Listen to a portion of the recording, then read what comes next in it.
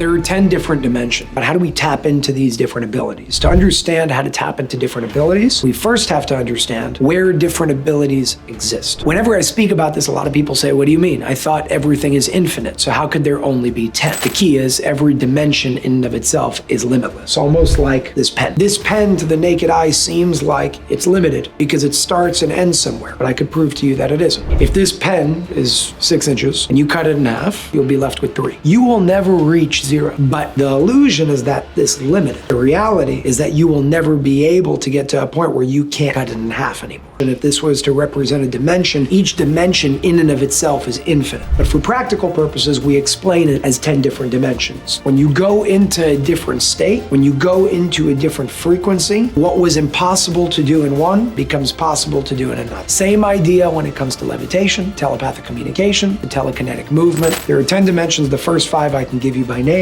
beta, alpha, theta, delta, gamma. Each one is broken up into 10 portions. That means that there's 100 levels. There's 100 steps, which also equates in gematria to oneness.